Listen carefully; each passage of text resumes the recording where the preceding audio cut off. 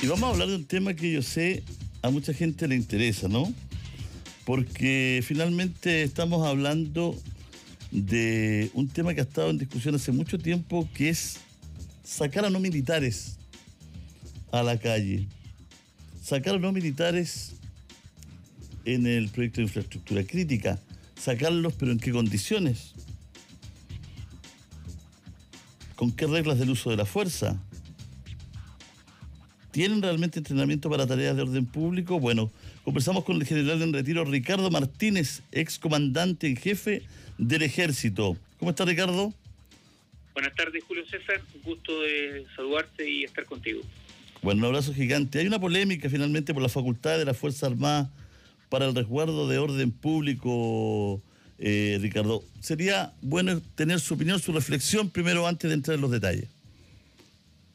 Bueno, la opinión que he tenido siempre es que el propio Estado se ha dado de ciertas organizaciones, como en este caso es Carabineros y la Policía de Investigaciones, para enfrentar el flagelo de la delincuencia y también los problemas de orden público. Y el trabajo o el llamado que puedan hacer a las Fuerzas Armadas es totalmente excepcional. O sea, en este caso, ¿no es cierto?, generar una ley de esta naturaleza donde no sea excepcional, sino que donde permanezcan habitualmente en algunos lugares, por ejemplo, resguardando, ¿a usted no le parecería? Cuando se trata de infraestructura crítica, y habría que definir exactamente qué entendemos por infraestructura crítica, porque la verdad que el concepto es muy amplio, eso habría que estudiarlo, habría que verlo, pero nadie se niega, en el nivel de las Fuerzas Armadas, de tener que asumir una tarea de esa índole, porque se entiende que cuando las policías están sobrepasadas, obviamente que el Estado tiene que hacer uso de todos sus recursos, y uno de esos recursos son las Fuerzas Armadas. Hay un tema que la gente aquí también pone en la mesa, ¿no? Son los auditores también, que tiene que ver con el uso de la fuerza, ¿no? Sí. La preparación que tienen las Fuerzas Armadas para trabajar en el orden público. ¿Cómo lo ve usted eso? La verdad es que las Fuerzas Armadas no tienen ninguna preparación para trabajar en el orden público. Las Fuerzas Armadas están preparadas, están entrenadas para otro tipo de tareas, otro tipo de misiones. No precisamente las de orden público. Las de orden público son tareas constitucionales y legales de Carabineros y de la PDI, pero cuando se trata de emplear a las Fuerzas Armadas, entonces ahí entramos a las reglas de uso de la fuerza. Reglas de uso de la fuerza que para que tengan un efecto también relevante en la gente, me refiero a los soldados que se despliegan en la calle, tienen que tener un rango legal. Porque si ese soldado, al seguir lo que le establece la regla de uso de la fuerza, hace empleo de su arma y eventualmente, obviamente que estas cosas van a ser investigadas, pero él, si ha seguido todo el procedimiento, no debiera de tener ninguna consecuencia legal. Entonces, cuando se deja el asunto abierto, como una especie de nebulosa, que puede tener un interés político, pero no un interés real en términos de que necesitamos que los soldados salgan empoderados para la calle, bueno, tienen que salir empoderados, y salir empoderados significa saber exactamente qué es lo que pueden hacer, hasta dónde pueden llegar. Y no solamente los soldados, la población civil también tiene que saber que los soldados cuando salen tienen que tener este rango, y ese rango, si ellos lo incumplen, va a tener una consecuencia. Y ese rango no puede estar, ¿no es cierto?, siendo tan difuso o no, por lo menos estar tipificado, ¿no? Julio César, yo voy a emplearte una palabra que no la empleo de manera muy, muy usual, pero para mí, cuando ese asunto se deja en una nebulosa, tiene rasgos de cobardía. Porque al final del día le estoy entregando a ese soldado, a ese cabo, a ese subteniente que está en la calle, la decisión de actuar de una determinada manera o de otra, y que se haga cargo de las consecuencias. Cuando ese soldado está desplegado no por voluntad propia, es por voluntad del Estado, el Estado que se traduce a través de los poderes del Estado, en este caso el Poder Ejecutivo y el Poder Legislativo a través del Congreso Nacional. ¿Por qué usar la palabra cobardía?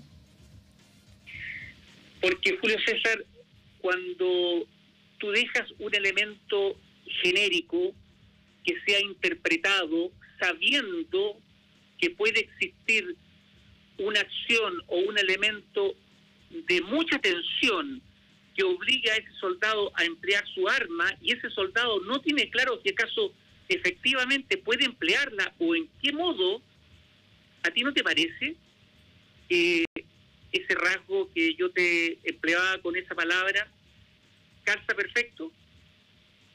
O sea, aquí, a su juicio, hay que asumir la responsabilidad de cada uno en su lugar. Y si llega la Fuerza Armada a estar en la calle, tienen que tener las reglas muy claritas, los límites muy claros. Julio César,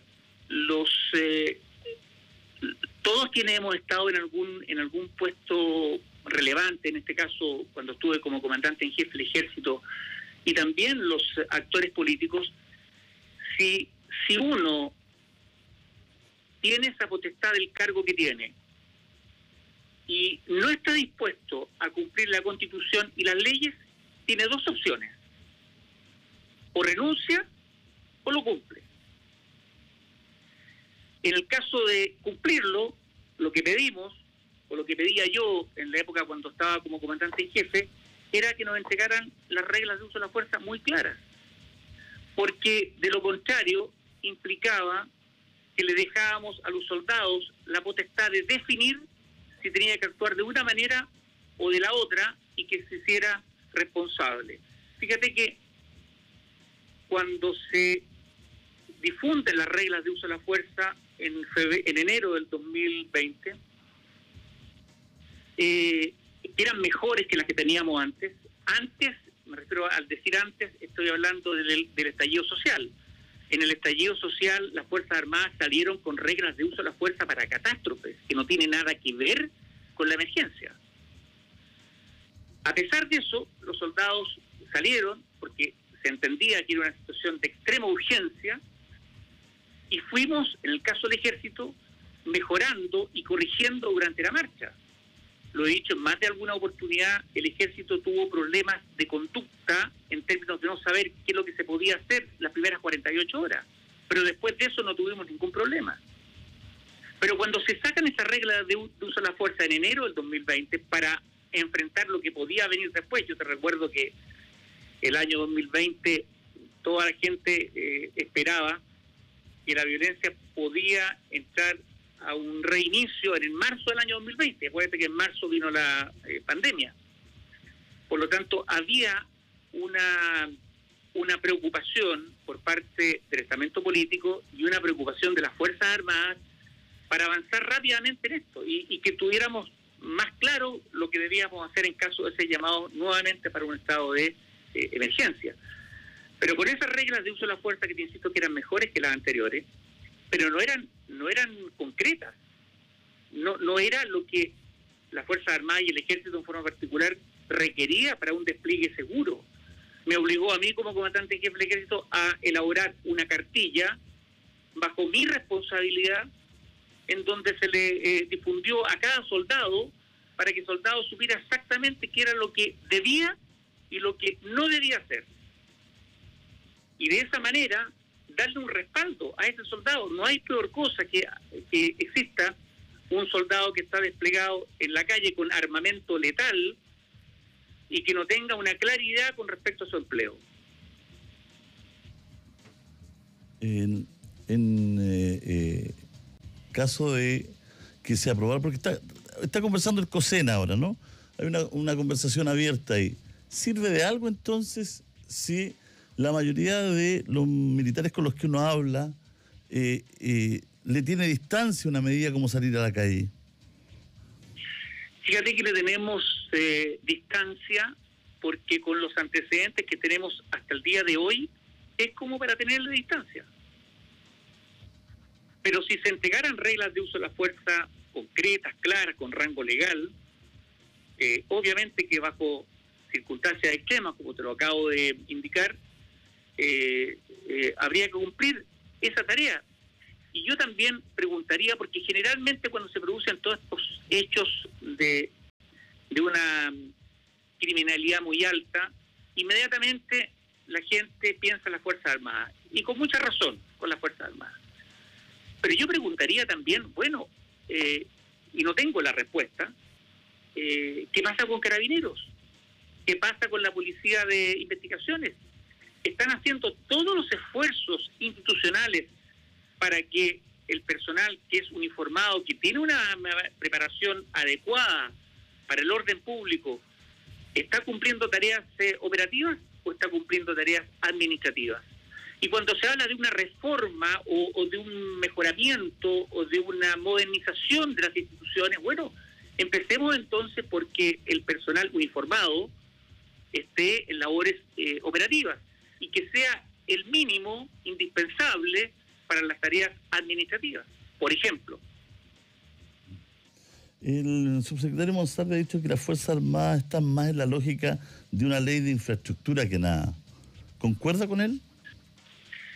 Sí, porque en la infraestructura crítica tú tienes una instalación para proteger, no hay supuestamente, por eso te digo que hay que definir bien qué es lo que vamos a entender por infraestructura crítica, porque si la infraestructura crítica van a ser las estaciones del metro, entonces ahí hay que darle no 2 vueltas, unas 5 vueltas para ver si es indispensable o no que los militares estén. Ahora, alguien podría decir, mira, en Francia o en Alemania o en Inglaterra, bueno, pero ¿sabemos cuáles son las reglas que tienen esos soldados? Yo les puedo asegurar que esos soldados tienen muy claro lo que pueden hacer y lo que no deben hacer.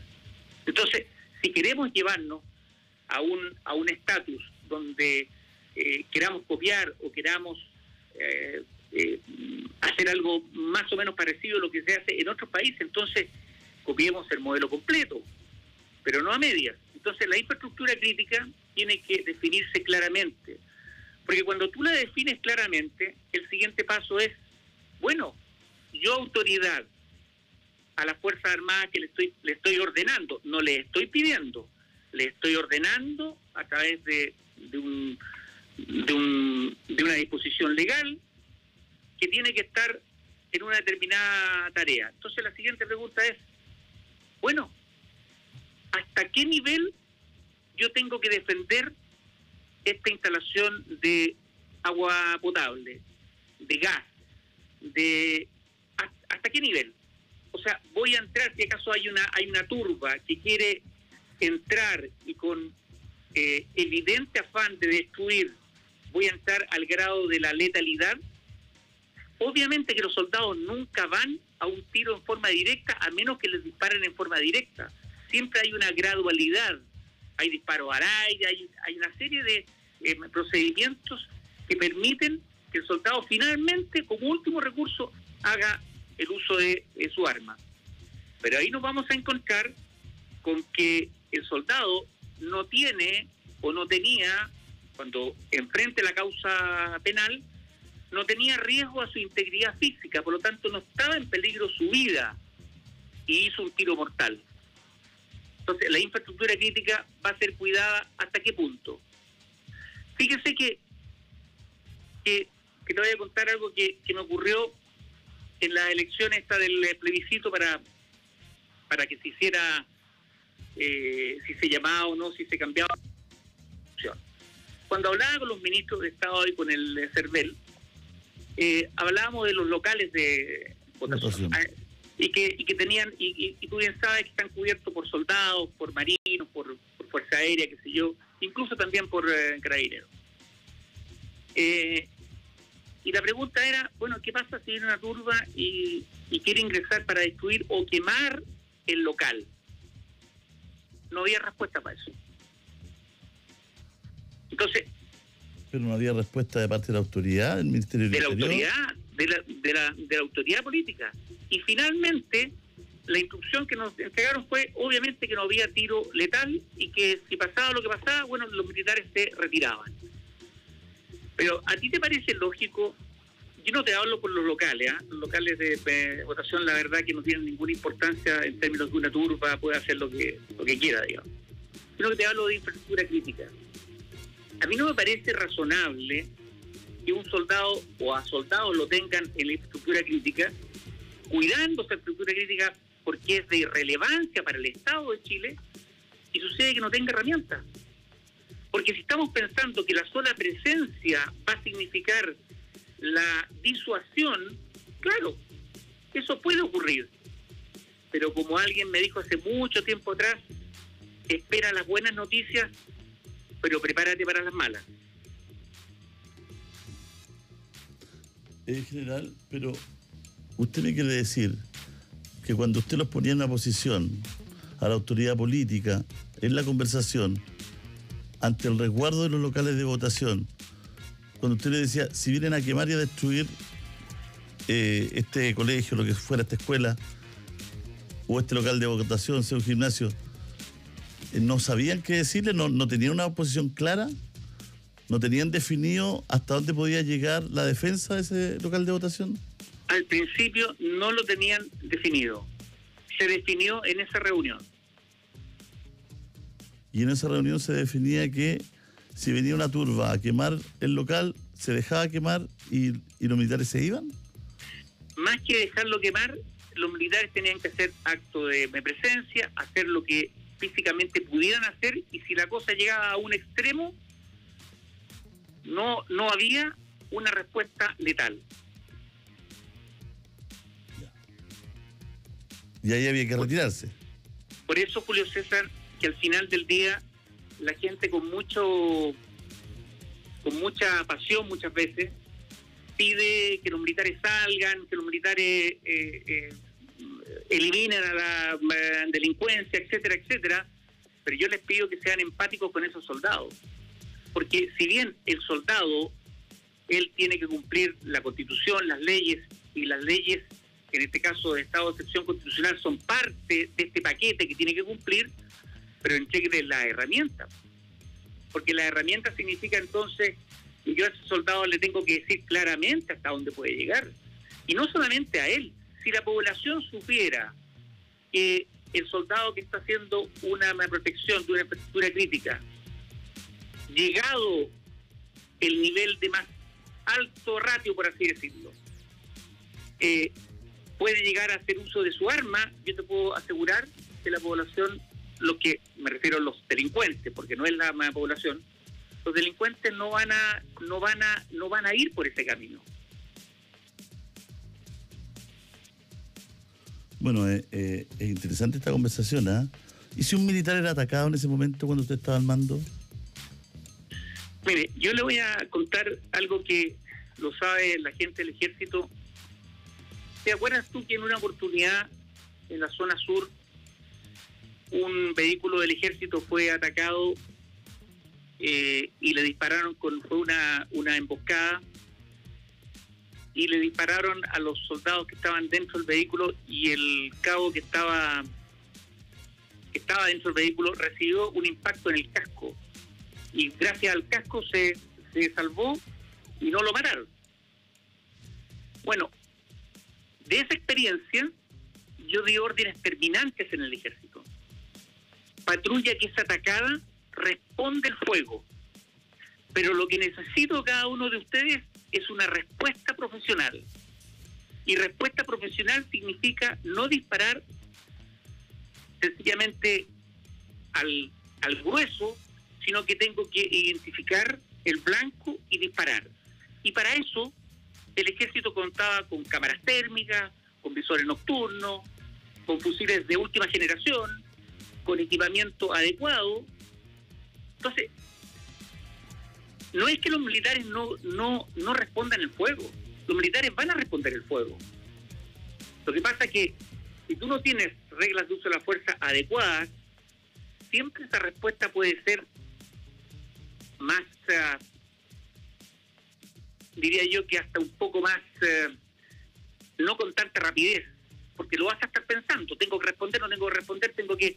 En cambio, si yo lo he practicado, si yo además estoy claro que estas reglas son de rango legal, porque cuando se investigue. Obviamente, cuando ocurre un hecho donde hay uso de armas de fuego, obviamente que la justicia tiene que investigar. Los soldados jamás han estado por la impunidad, pero que se investigue, pero no por el hecho de haber seguido las regulaciones de las reglas de uso de la fuerza.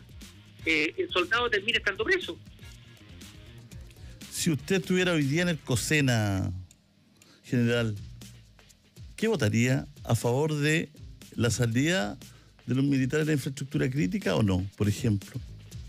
Julio César, yo hace mucho tiempo aprendí que las condicionales no te llevan para ninguna parte, así que déjame nomás en mi posición de que soy un ex comandante en jefe del ejército, porque la verdad que tampoco es una conversación que pueda llegar a un puerto feliz, porque lo que responda va a ser puesto en tela de juicio para un lado y para el otro lado.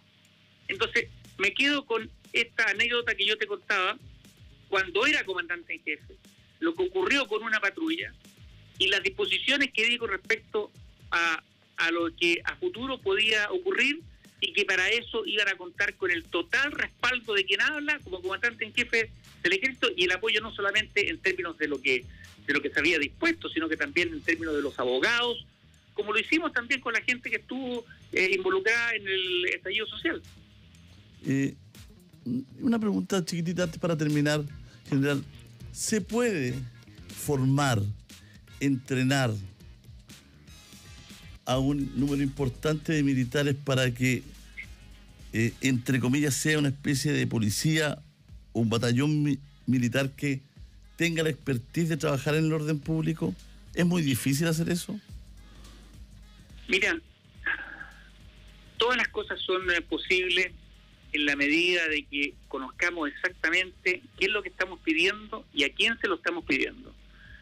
Porque hay mucha gente que desconoce que el ejército, cuando se despliega, una parte relevante de ese despliegue son soldados no profesionales, es decir, soldados conscriptos que hacen su servicio militar por un año. Entonces, cuando hablamos del ejército, no estamos hablando solamente de los oficiales, de los suboficiales, de los soldados de tropa profesional que son profesionales, sino que estamos hablando del grupo completo. Entonces, el ejército de hace por lo menos unos 6 años, 8 años atrás, ha visto reducida de manera relevante su fuerza operativa. Y cada regimiento, cada instalación militar tiene infraestructura crítica también que resguardar, entre otros elementos, vehículos, armamento, munición. ¿A ti no te parecería un fiasco de causa mayor si acaso una unidad militar que está más desplegada entran a robar y le roban 20 fusiles y no sé cuánta munición, precisamente porque la unidad quedó prácticamente desguarnecida? Entonces, cuando el ejército se despliega, tiene que dejar gente para labores administrativas y logísticas. Los tanques, los obuses, el armamento, la munición debe ser mantenida, y es un mantenimiento diario y semanal. Se nos fue justo la señal con el general en tiro Ricardo Martínez, ex comandante en jefe, ¿no es cierto?, del ejército. Vamos a tratar de retomar para despedirnos. General. Sí. Ahí se nos fue. General, ahí nos quedamos, se nos cortó en un segundito, pero... ¿En qué parte te quedaste? Pero no, al final, alcanzamos a escuchar toda la idea. General. No, en la parte final, yo lo que te comentaba es que la gente siempre piensa que el ejército es como la Armada y la Fuerza Aérea. La Armada, cuando opera con el 90% de todos sus medios profesionales. Cuando la Fuerza Aérea opera, el 100% de sus medios son profesionales. Cuando el ejército opera, el 40, el 35, el 50% son profesionales. Entonces, hay que darle una solución operativa al ejército, porque no se le ha entregado una solución operativa cuando una institución tan importante como el ejército depende de los soldados conscriptos, estamos a un debe tremendo. Es cosa que tú mires a los países que son de referencia, y ellos ya han solucionado todo esto, incluso hasta los países limítrofes. Muchos de ellos también han avanzado decididamente en esto. Y a tu pregunta, por supuesto que las cosas se pueden hacer, pero primero el ejército tiene que definir bien y tiene que establecer bien que está en condiciones de poder cumplir su tarea principal. Y la tarea principal es la defensa de la soberanía. Y ahí pasamos al tema de la frontera terrestre en donde el ejército no tiene potestad para poder cooperar a carabineros. ¿Qué pasaría si acaso el ejército le entregaran esa potestad legal de cooperación en la protección de la frontera terrestre? Fíjate que cuando no hay un estado de excepción, los militares que están en la frontera y detectan algo sospechoso no pueden hacer un control porque es ilegal. No, tiene que ser eso hay que ante un modificarlo. hecho infraganti. Como está el país hoy día y el mundo, eso hay que modificarlo. Exactamente, eso hay que modificarlo porque al final del día, y acá creo que es algo que probablemente es lo que ha condicionado todos estos análisis. Yo creo que lo que ha pasado hace 50 años atrás, con el respeto que me merece ese pasado, hay que definitivamente irlo dejándolo atrás, porque nosotros necesitamos en el presente cómo somos mejor para el futuro, porque la gente, yo te puedo decir que, y con la conversación que uno tiene con la gente, la gente como uno, la gente que está en la calle, ¿de qué te sirve tener una mejor educación, mejor salud, mejor pensiones, si no puedes salir de la casa? Lógico, el tema de seguridad es un tema primordial. Y el tema número uno en preocupación de las personas. General, le enviamos un abrazo. Muchas gracias por conversar con nosotros. Que esté bien. Igualmente, abrazo.